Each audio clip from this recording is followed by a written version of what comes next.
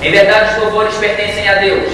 O louvamos, pedimos o seu perdão, a sua orientação, e nos voltamos a Ele arrependidos. E pedimos o seu amparo contra os males das nossas almas e os males das nossas ações. Aquele a quem Deus orienta jamais será desviado. E aquele a quem Deus desvia, por tal merecer, jamais será orientado. E preste testemunho de que não há outra divindade além de Deus único, e que Muhammad é seu servo e mensageiro. Que as bênçãos e a paz de Deus estejam sobre ele, sobre seus familiares, seus companheiros e seus seguidores até o dia do juízo final. Ó aqueles que creram, temei a Deus tal qual deve ser temido, e não morrais senão como muçulmanos. Ó humanos, temei a vosso Senhor que vos criou de um só ser, do qual criou sua companheira, e de ambos fez descender inumeráveis homens e mulheres. E temei a Deus em nome do qual exigis os vossos direitos, e reverenciai o laço de parentesco, pois Deus é vosso observador. Ó aqueles que creram, temei a Deus e dizei palavras apropriadas. Ele emendará suas ações, perdoará os seus pecados, e aquele que obedecer a Deus e a seu mensageiro terá logrado um magnífico benefício. Caros irmãos, sabei que os melhores dizeres são os dizeres do livro de Deus, e a melhor orientação é a orientação do profeta Muhammad sallallahu alaihi wa sallam. E o pior dos assuntos são as inovações na religião, e toda inovação na religião é um desvio, e todo desvio tem como destino final o fogo do inferno. Irmãos, Deus o Altíssimo nos criou com um objetivo. Diz Deus o Altíssimo: e de quando Deus disse aos anjos: eu criarei um ser humano e o farei califa na terra, colocarei como vice-gerente na terra. Essa é a função do ser humano. E na verdade ele entrou no Islã, uma série de conceitos e visões, que acabaram deturpando a realidade das coisas. O Islã tem como característica o equilíbrio. Essa é a religião do equilíbrio. Essa é uma das particularidades do Islã. E toda vez que você importa alguma visão que é estranha ao Islã, você quebra com esse equilíbrio. E dentre essas visões que quebraram com o equilíbrio existente na mensagem do Islã, é a visão que as pessoas acabaram tendo a respeito dessa vida. É muito comum você observar pessoas fazendo, sejam divulgadores ou macheias, mesquitas, oradores, quando falam da vida mundana, sempre falam ela menosprezando essa vida, colocando ela como se ela não tivesse valor algum. E na verdade, essa é uma visão estranha ao Islã. Porque na verdade, se Deus colocou o ser humano nessa vida, para que ele construa essa vida, é porque ela tem o seu valor. O problema está quando a pessoa passa a valorizar mais essa vida, se esquecendo do seu objetivo principal. Essa vida, na verdade, é um instrumento, é um caminho que vai levar você a outra vida, que é o grande objetivo do ser humano. Então, quando você transforma esse instrumento em objetivo, aí as coisas perdem o seu rumo. E em função desse desvio na postura dos seres humanos, algumas pessoas acabaram adotando uma visão pequena com relação a esse mundo, vendo esse mundo como uma coisa ruim, uma coisa negativa. E na verdade não é. Na verdade existe um diferencial sim, entre o valor da outra vida e o valor dessa vida. Mas isso de forma alguma significa que essa vida não tenha valor, que deve ser encarada de forma pessimista. Disse o profeta Muhammad sallallahu alaihi wa sallam: مثل هذه الدنيا من الآخرة كمثل أحدكم يضع إصبعه في اليد فينظر بماذا يرجع.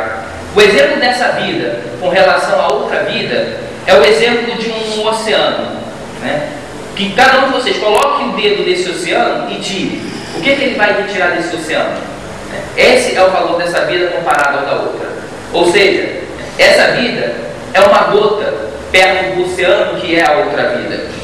Mas isso não significa que a gente não tenha que se dedicar a ela, que a gente não tenha que construir nessa vida, que a gente não tenha que desenvolver essa vida. Muito pelo contrário. E vejam a precisão de Allah subhanahu wa ta'ala. Essa precisão vem inclusive no livro de Deus, justamente para poder acabar com essa imagem negativa que as pessoas poderiam vir a assumir. Vocês sabem quantas vezes Deus o Altíssimo menciona a outra vida no Alcorão? 115 vezes. E sabe quantas vezes ele menciona essa vida no Alcorão? 115 vezes. Vejam o equilíbrio. Até na quantidade que ele menciona a outra vida, ele menciona essa vida. Para quê? Para que as pessoas tenham a consciência de que eles têm que viver essa vida buscando a outra. Equilíbrio. Não pode se afastar dessa vida, né, achando que ela não tem valor, com o objetivo de alcançar outra vida, que não vai ter resultado, e também não pode se dedicar, né, somente a essa vida, se esquecendo da outra, o que também não vai ter resultado. Equilíbrio, sempre. Né? E isso o profeta Muhammad sallallahu alaihi wasallam nos ensinou. Dentre as súplicas que o profeta Muhammad sallallahu alaihi wasallam costumava fazer, nós temos Rabbana atina fid dunya hasana wa fil akhirati hasana wa qina adhaban nar. Allah, conceda-nos o bem nessa vida e o bem na outra vida e proteja-nos do castigo do inferno. Equilíbrio, visão equilibrada, né? Bem nessa vida e o bem na outra vida. Ele podia muito bem, né? Pediu somente o bem para outra vida, se essa vida realmente não tivesse valor, se essa vida realmente fosse uma coisa a ser menosprezada pelo ser humano. E o profeta sallallahu alaihi wasallam, né, ele mostrou qual é a visão que o muçulmano deve ter real dessa vida. Qual a visão real que ele deve ter?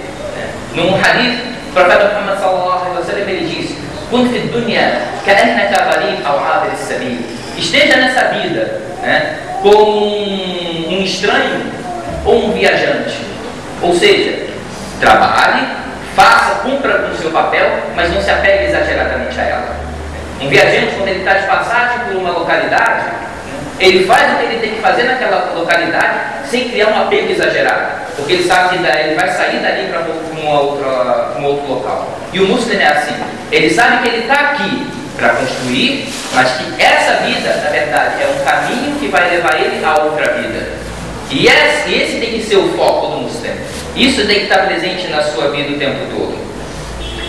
E em função dessa visão deturpada, né, as pessoas, os muçulmanos, acabaram crescendo com a visão de que o mundo realmente não tem valor. E esse foi um dos motivos que gerou o atraso no qual o muçulmano se encontra hoje. Se você analisar a nação islâmica, perto do que ela foi, ela está totalmente atrasada. Em todos os aspectos, seja no aspecto político, econômico, social, científico, você não encontra o desenvolvimento da nação islâmica. Por quê? Justamente por causa dessa visão. Né? Importou-se uma visão estranha ao Islã, de que essa vida não tem valor, então as pessoas largaram de mão a vida.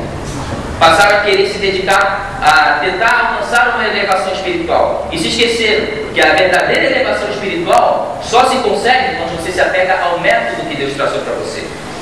Ou seja, através do equilíbrio das coisas. Então esse foi um dos grandes problemas que assolou, né, a nação islâmica. E é um dos grandes motivos do atraso no qual nós vivemos.